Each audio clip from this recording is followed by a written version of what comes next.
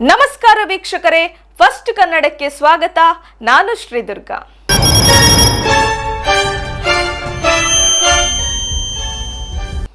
ಕಳೆದ 1.5 ತಿಂಗಳಿನಿಂದ ಇಡೀ ರಾಜ್ಯ ರಾಜಕೀಯದಲ್ಲಿ ಸಿಕ್ಕಾಪಟ್ಟೆ ಹಲ್ಚಲ್ ಎಬ್ಬಿಸಿದ್ದ ವಿಷಯ ಅಂದ್ರೆ ಅದು ಕರ್ನಾಟಕ ಸಚಿವ ಸಂಪುಟ ವಿಸ್ತರಣೆ.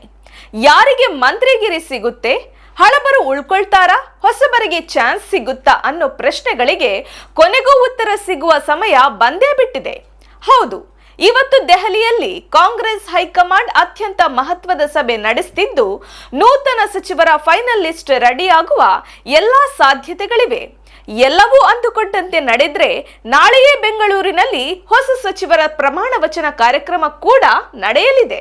ಈ ಪೂರ್ತಿ ಹೈ ವೋಲ್ಟೇಜ್ ಡ್ರಾಮಾ ಹೇಗಿದೆ, ದೆಹಲಿಯಲ್ಲಿ ಏನೇನು ನಡೀತಿದೆ, ನಾಳೆ ಬೆಂಗಳೂರಿನಲ್ಲಿ ಏನೇನು ಸಿದ್ಧತೆಗಳಾಗಿವೆ, ಎಲ್ಲವನ್ನೂ ಈ ವಿಡಿಯೋದಲ್ಲಿ ಪಕ್ಕ ಡೀಟೇಲ್ ಆಗಿ ತಿಳಿಸಿಕೊಡ್ತೀವಿ.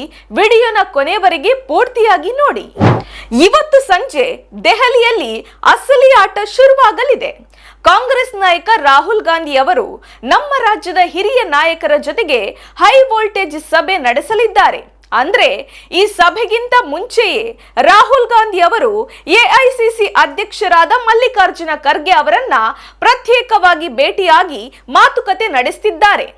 ನಮ್ಮ ಮುಖ್ಯಮಂತ್ರಿ ಡಿಕೆ ಶಿವಕುಮಾರ್, ಮಾಜಿ ಸಿಎಂ ಸಿದ್ದರಾಮಯ್ಯ ಮತ್ತೆ ಹಿರಿಯ ನಾಯಕರಾದ ಬಿಕೆ ಹರಿಪ್ರಸಾದ್ ಅವರು ಕೊಟ್ಟಿರುವ ಶಾಸಕರ ಪಟ್ಟಿಯನ್ನ ಖರ್ಗೆ ಮತ್ತು ರಾಹುಲ್ ಗಾಂಧಿ ಅವರು ಇಂಚಿಂಚಾಗಿ ಪರಿಶೀಲನೆ ಮಾಡ್ತಿದ್ದಾರೆ. ಈ ಚರ್ಚೆ ಮುಗಿದ ಮೇಲೆ ರಾಜ್ಯ ನಾಯಕರ ಜೊತೆ ಮುಖಾಮುಖಿ ಕುಳಿತು ಮಾತಾಡಿ ಕೊನೆಗೆ ನೂತನ ಸಚಿವರ ಅಂತಿಮ ಪಟ್ಟಿಗೆ ಹೈಕಮಾಂಡ್ ಅಫಿಷಿಯಲ್ ಆಗಿ ಮುದ್ರೆ ಒತ್ತಲಿದೆ. ಈ ಬಾರಿಯ ಸಂಪುಟ ವಿಸ್ತರಣೆ ಸುಮ್ಮನೆ ಸಣ್ಣ ಪುಟ್ಟ ವಿಷಯ ಅಲ್ಲವೇ ಅಲ್ಲ. ಮುಂದೆ ಬರೋ ವಿಧಾನಸಭಾ ಚುನಾವಣೆಯನ್ನೇ ಮೈಂಡ್ ನಲ್ಲಿಟ್ಟುಕೊಂಡು ಕಾಂಗ್ರೆಸ್ ಹೈಕಮಾಂಡ್ ಒಂದು ದೊಡ್ಡ ಮಾಸ್ಟರ್ ಪ್ಲಾನ್ ಮಾಡಿದೆ.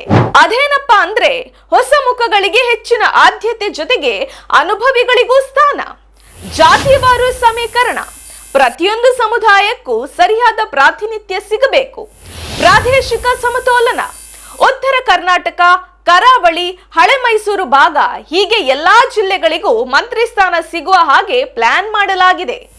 ಯುವ ಶಾಸಕರಿಗೆ ಚಾನ್ಸ್, ಭವಿಷ್ಯದಲ್ಲಿ ಪಕ್ಷವನ್ನ ಮುನ್ನಡೆಸುವ ನಾಯಕರನ್ನ ಬೆಳೆಸಬೇಕು ಅನ್ನೋ ಕಾರಣಕ್ಕೆ ಈ ಬಾರಿ ಹಲವು ಯುವ ಶಾಸಕರಿಗೂ ಮಂತ್ರಿಗಿರಿ ಸಿಗುವ ಪಟ್ಕಾ ಚಾನ್ಸ್ ಇದೆ. ಒಟ್ಟಿನಲ್ಲಿ ಅನುಭವ ಮತ್ತು ಯುವ ಉತ್ಸಾಹ ಎರಡನ್ನೂ ಮಿಕ್ಸ್ ಮಾಡಿ ಒಂದು ಬ್ಯಾಲೆನ್ಸ್ ಟೀಮ್ ರೆಡಿ ಮಾಡೋಕೆ ಹೈಕಮಾಂಡ್ ಸ್ಕೆಚ್ ಹಾಕಿದೆ.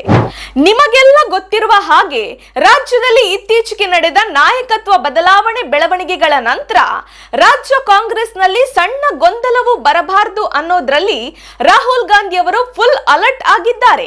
ಅದಕ್ಕೆ ಈ ಬಾರಿ ಫೈನಲ್ ಲಿಸ್ಟ್ ಮಾಡುವಾಗ ಸಿಎಂ ಡಿಕೆ ಶಿವಕುಮಾರ್ ಅವರ ಅಭಿಪ್ರಾಯವೂ ಮತ್ತೆ ಮಾಜಿ ಸಿಎಂ ಸಿದ್ದರಾಮಯ್ಯ ಅವರ ಸಲಹೆಗಳಿಗೆ ಸಿಕ್ಕಾಪಟ್ಟೆ ಇಂಪಾರ್ಟೆನ್ಸ್ ಕೊಡಲಾಗ್ತಿದೆ. ಇವರ ಇಬ್ಬರ ನಡುವಿನ ಸಂಪೂರ್ಣ ಒಮ್ಮತ ಮೂಡಿದ ಮೇಲೆಯೇ ಪ್ರತಿಯೊಂದು ಹೆಸರನ್ನ ಫೈನಲ್ ಮಾಡಲಾಗ್ತಿದೆ.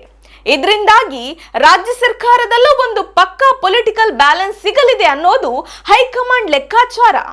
ಅಂದ ಹಾಗೆ ಕಳೆದ 3 ದಿನಗಳಿಂದಲೂ ದೆಹಲಿಯಲ್ಲೇ ಬೀಡು ಬಿಟ್ಟಿದ್ದ ಸಿಎಂ ಡಿಕೆ ಶಿವಕುಮಾರ್, ಸಿದ್ದರಾಮಯ್ಯ ಹಾಗೂ ಬಿಕೆ ಹರಿಪ್ರಸಾದ್ ಅವರು ಇವತ್ತಿನ ಈ ಲಾಸ್ಟ್ ಅಂಡ್ ಫೈನಲ್ ಮೀಟಿಂಗ್ ಮುಗಿದ ತಕ್ಷಣವೇ ಬೆಂಗಳೂರಿಗೆ ವಾಪಸ್ ಆಗ್ತಿದ್ದಾರೆ.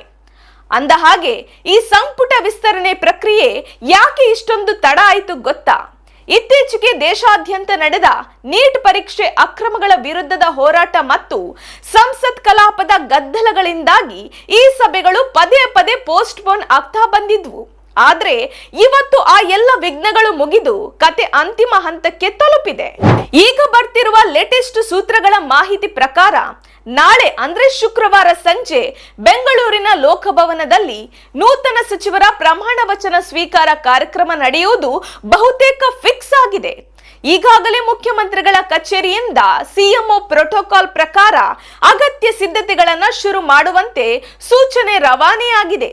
ಲೋಕೋಪಯೋಗಿ ಇಲಾಖೆ, ಪಿಡಬ್ಲ್ಯೂಡಿ ಮತ್ತು ರಾಜಭವನ ಸಿಬ್ಬಂದಿಗೂ ಈ ಬಗ್ಗೆ ಮುನ್ಸೂಚನೆ ಸಿಕ್ಕಿದ್ದು ವೇದಿಕೆ ಸಿದ್ಧತೆಗಳು ಚುರುಕಿನಿಂದ ನಡೀತಿವೆ. ಇನ್ನೊಂದು ಪ್ರಮುಖ ವಿಷಯ ಅಂದ್ರೆ ರಾಜ್ಯಪಾಲರಾದ ತಾವರ್ ಚಂದ್ ಗೆಹ್ಲೋಟ್ ಅವರು ಮಧ್ಯಪ್ರದೇಶ ಪ್ರವಾಸದಲ್ಲಿದ್ರು.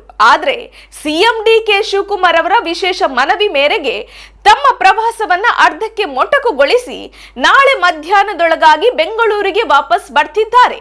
ನಾಳೆ ಸಂಜೆ ನೂತನ ಸಚಿವರಿಗೆ ಅವರೇ ಪ್ರತಿಜ್ಞಾವಿಧಿ ಬೋಧಿಸಲಿದ್ದಾರೆ.